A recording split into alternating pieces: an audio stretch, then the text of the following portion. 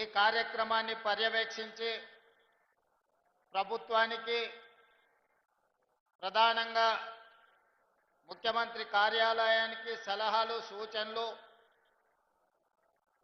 పరిపాలనలో ప్రభుత్వానికి చేదోడుగా వాదోడుగా ఉన్న సలహాదారులు మాజీ మంత్రివర్యులు పెద్దలు సుదర్శన్ రెడ్డి గారు, అదేవిధంగా స్థానిక పార్లమెంట్ సభ్యులు నగేష్ గారు, శాసన సభ్యులు వెడ్మ బొజ్జు గారు, రామారావు పటేల్ గారు, శాసన మండలి సభ్యులు దండే విఠల్ గారు, శాసన మండలి సభ్యులు అంజిరెడ్డి గారు, అదేవిధంగా వేదికను అలంకరించిన రాష్ట్ర కేంద్ర మాజీ మంత్రివర్యులు శాసన మండలి సభ్యులు శాసన సభ్యులు వివిధ కార్పొరేషన్లకు సంబంధించిన చైర్మన్లు ప్రజాప్రతినిధులు ప్రాణ సమానులైన నిర్మల్ జిల్లా శ్రేణులందరికీ మనస్ఫూర్తిగా హృదయపూర్వకంగా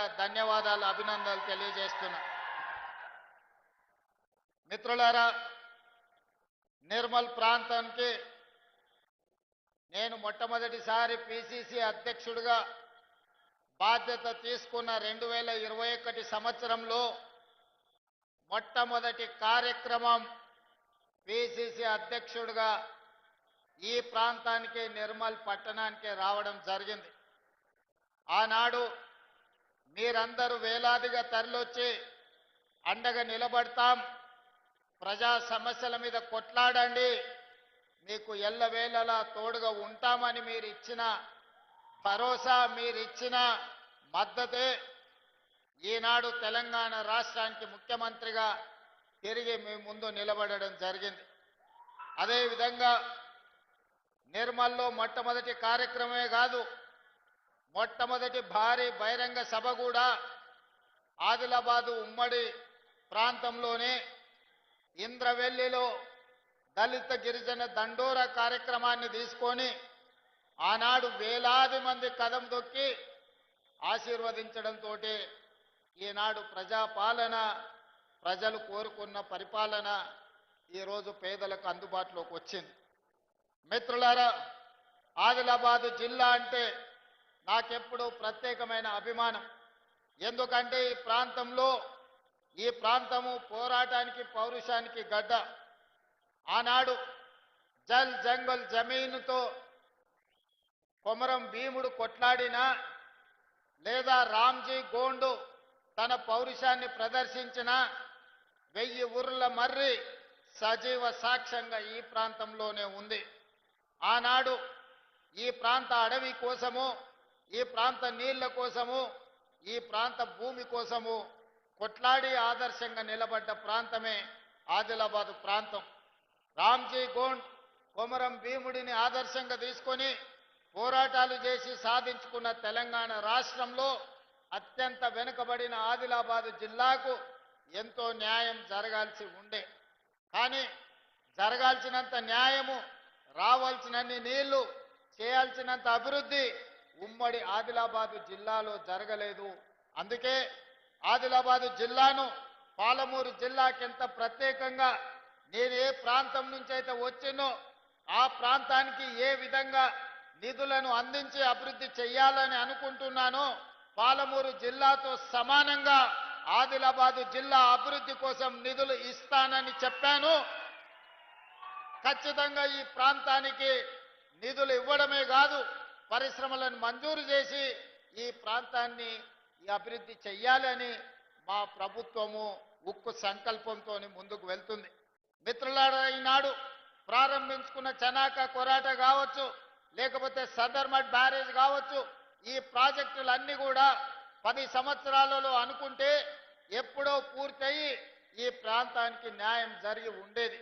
కానీ ఏదైనా కారణం ఏమైనా ఉండొచ్చు, ఆ 10 సంవత్సరాలలో పూర్తి కాలేదు. కాబట్టే పెద్దలు ఉత్తమ్ కుమార్ రెడ్డి గారు సాగునీటి ప్రాజెక్టుగా మంత్రిగా బాధ్యత చేపట్టిన తర్వాత ప్రత్యేకమైన దృష్టి పెట్టి భూసేకరణకు నిధులను మంజూరు చేసి ఈనాడు ఈ ప్రాజెక్టులను పూర్తి చేసుకోవడం జరిగింది. కానీ ఇది ఆదిలాబాద్ అభివృద్ధికి సరిపోదు. ఇంతకుముందు మిత్రులు మహేశ్వర్ రెడ్డి గారు, పెద్దలు పార్లమెంట్ సభ్యులు నగేష్ గారు చాలా విషయాలు ఈరోజు ప్రస్తావనకు తీసుకొచ్చారు. వెడమ బొజ్జు గారు నా దృష్టికి చాలా అంశాలు తెచ్చారు. రామారావు పటేల్ గారు చాలా విషయాలను ప్రస్తావించడం జరిగింది. అందుకే ఈనాడు ప్యాకేజ్ నెంబర్ 27 కావచ్చు, లేకపోతే నిర్మల్లో అడ్వాన్స్ టెక్నాలజీ సెంటర్ కావచ్చు, లేకపోతే young India integrated residential schools కావచ్చు, వీటితో పాటు ఉమ్మడి ఆదిలాబాద్ జిల్లాకు యూనివర్సిటీ లేదు.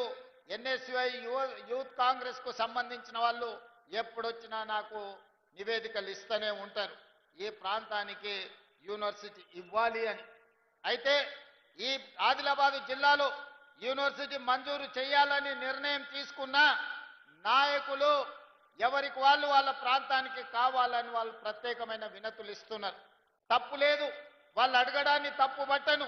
వాళ్ళ ప్రాంతానికి యూనివర్సిటీ వస్తే అభివృద్ధి జరుగుతుందని వాళ్ళందరూ ఆశించడాన్ని కూడా నేను ఈరోజు అర్థం చేసుకోగలను. కానీ ఆదిలాబాదు జిల్లాకు ఈ వేదిక మీద నుంచి నేను ప్రకటన చేస్తున్నా, యూనివర్సిటీ మంజూరు అవుతుంది. బాసర IIITలో యూనివర్సిటీని ప్రారంభించుకుందాం. బాసరకు ఒక ప్రత్యేకత ఉంది, చదువుల తల్లి బాసర మందిరం. కానీ ఈరోజు యూనివర్సిటీని కూడా అక్కడ ప్రారంభించుకొని అవసరమైన అభివృద్ధి కార్యక్రమాలను తీసుకొని ముందుకు వెళ్దాం. ఇన్ఛార్జి మంత్రివర్యులు జూపల్లి కృష్ణారావు గారికి నేను సూచన చేస్తున్నా, బాసర IIITలోనే యూనివర్సిటీని ప్రారంభించుకోవడానికి అవసరమైన ఏర్పాట్లు, దానికి సంబంధించిన ప్రణాళికలను సిద్ధం చేయండి. ఈ నిర్ణయం జిల్లా ప్రజలందరికీ సంతోషాన్ని ఇస్తుంది. వివిధ ప్రాంతాలకు ప్రాతినిధ్యం వహించే ఎమ్మెల్యేలకు మా ప్రాంతానికి రాలేదు అని బాధ ఉండొచ్చు. కానీ మీరందరూ అర్థం చేసుకోండి, ఇది వాయిదాలు పెట్టుకుంటూ పోతే మీ ప్రాంతానికి అభివృద్ధి కాదు. అందుకే ఆదిలాబాద్ యూనివర్సిటీ బాసరలో ప్రారంభించుకుందాం. మీరందరూ వేదిక మీద ఉన్న ప్రజాప్రతినిధులందరినీ కూడా సహకరించాల్సిందిగా నేను ఈ సందర్భంగా విజ్ఞప్తి చేస్తున్నా. అదేవిధంగా నిర్మల్ శాసనసభ నియోజకవర్గానికి ఒక అడ్వాన్స్ టెక్నాలజీ సెంటర్ని మనం ఈరోజు మంజూరు చేయాలని అనుకుంటున్నాము. తప్పకుండా మీకు ఏటీసీని ఇస్తాం. అదేవిధంగా స్టేడియం గురించి, కొత్త కలెక్టరేట్ కార్యాలయం గురించి, మున్సిపాలిటీకి సంబంధించిన నిధుల గురించి, ఇతర అంశాలు చాలా వాటిని మహేశ్వర్ రెడ్డి గారు ప్రస్తావించారు, మిగతా శాసనసభ్యులు కూడా ప్రస్తావించారు. అందుకే పెద్దలు జూపల్లి కృష్ణారావు గారికి, పెద్దలు సుదర్శన్ రెడ్డి గారికి నేను సూచన చేస్తున్నా, ఈ సభ అయిపోయిన తర్వాత ఫిబ్రవరి మొదటి వారంలో మీరు ఈ ప్రాంతంలో ఒక 2 రోజులు ప్రత్యేకంగా సమావేశాన్ని ఏర్పాటు చేసి అధికారులతో ఎమ్మెల్యేలతో సమీక్ష చేసి, ఒక రోజు ప్రజాప్రతినిధులతోని సమీక్ష చేయండి. 2వ రోజు అధికారులతోని ఇది సాధ్యాసాధ్యాల మీద చర్చించి సమీక్ష చేసి భూమి అందుబాటులో ఉందా లేదా వాటి వివరాలతో కూడుకున్న నివేదికను మీరు తీసుకొని రండి. ఉమ్మడి ఆదిలాబాదు జిల్లాకు కావాల్సిన అభివృద్ధి నిధులను, అభివృద్ధి కోసం అనుమతులను రాబోయే బడ్జెట్ సమావేశాలలో నేను అసెంబ్లీలోనే ఆదిలాబాద్కు సంబంధించిన ప్రజాప్రతినిధులతో ఒక ప్రత్యేకమైన సమావేశాన్ని ఏర్పాటు చేసి ఆదిలాబాద్కు జరగాల్సిన అభివృద్ధి, రావాల్సిన నిధులను ప్రత్యేకంగా మంజూరు చేద్దామని చెప్పి నేను ఈ వేదిక మీద నుంచి జూపల్లి కృష్ణారావు గారికి సూచన చేస్తున్నా. మిత్రులారా, ఆనాడు డాక్టర్ వైఎస్ రాజశేఖర రెడ్డి గారు, శ్రీమతి సోనియా గాంధీ గారి నాయకత్వంలో మొదలుపెట్టిన Pranahita Chevella project, doctor Babasaheb Ambedkar Pranahita Chevella project ఆదిలాబాద్కు 2.5 లక్షల ఎకరాల నీళ్లు ఇవ్వాల్సి ఉండే. కానీ ఏదో ఆలోచన, లేకపోతే అది స్వార్థమా, లేకపోతే ఆలోచనలో ఉన్న లోపమా నాకు తెలీదు. కానీ 1,10,000 కోట్ల రూపాయలు ఖర్చు పెట్టినా ఇంకా 40-50 కోట్ల రూపాయలు ఖర్చు పెట్టాల్సింది ఉన్నా ఆదిలాబాదుకు గోదావరి జలాలు రావడానికి సాధ్యం లేదు. అందుకే ఈనాడు మన ప్రభుత్వం వచ్చిన తర్వాత ఆలోచన చేసినాం, ఆదిలాబాదు రైతాంగానికి నీళ్లు ఇవ్వాలి అంటే తుమ్మిడిహెట్టి దగ్గర ప్రాణహిత చేవెళ్ల ప్రాజెక్టును కట్టాల్సిందే, కట్టి తీరవలసిందే. తుమ్మిడిహెట్టి ప్రాంతంలో ప్రాజెక్టును కట్టి ఆదిలాబాదుకు నీళ్లు ఇవ్వాలని నిర్ణయం తీసుకున్నాం. దానికి సంబంధించిన సర్వేలు జరుగుతున్నాయి, నివేదికలు తయారు అవుతున్నాయి. బడ్జెట్ సమావేశాల లోపు ఉత్తమ్ కుమార్ రెడ్డి గారికి సూచన చేస్తున్నా, ఈ తుమ్మిడిహెట్టి దగ్గర నిర్మించాల్సిన ప్రాజెక్టు సంబంధించిన సంపూర్ణమైన నివేదికను తయారు చేయండి. ఆదిలాబాద్ రైతాంగానికి సాగునీరు అందించి ఈ ప్రాంతాన్ని ఆదుకుందాం. తుమ్మిడిహెట్టి దగ్గర ప్రాజెక్టు నిర్మించుకుందాం. మనకు రావాల్సిన నీళ్లను ప్రతి చుక్కను మనం ఒడిసి పట్టుకుందామని చెప్పి ఉత్తమ్ కుమార్ రెడ్డి గారికి నేను సూచన చేస్తున్నా. అదేవిధంగా ఎర్ర బస్సే కష్టం. ఆదిలాబాదు గూడాలలో ఇక్కడుండే పటేళ్లు చాలా మంది వచ్చి నన్ను కలుస్తుంటారు. సార్ మాకు పోవడానికి దారి లేదు, ఆ ఫారెస్ట్ ఆఫీసర్లు ఇల్లు కట్టుకొని ఇస్తలేరు, మా ఊరికి ఎర్ర బస్సు కూడా రావడం లేదు.